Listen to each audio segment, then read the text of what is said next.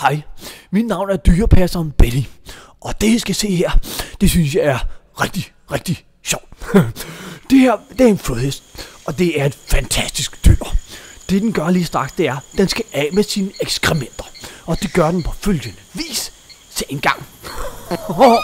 Det er nemlig sjovt. Den kaster sine ekskrementer omkring sig, der ligger nu skidt overalt. Det er et skønt dyr.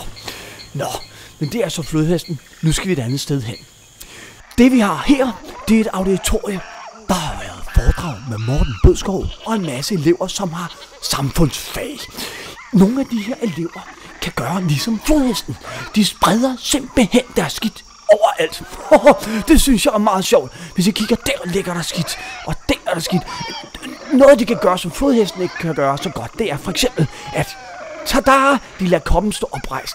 Men ellers er det jo ligesom flodhesten et spændende dyr, som simpelthen spreder sig skidt overalt. Hvad kan man så lære det? Jo, jeg tænker, man kan jo godt være dyr, uden man har en hale. Ja, og hvis I spørger mig, så er der vist nogen, der godt kunne bruge en dyrepasser ude hos jer. Det var dyrepasser Benny. Kan I have en rigtig god dag. Tak, godt, Benny. Var det godt nok? Ja, det er fint. Du kan godt komme herud. Ja, det var ret spændende. Jeg synes altså, det er nogle meget sjove dyr, de har derude på Herlev. Tak, Benny. Det var det hele.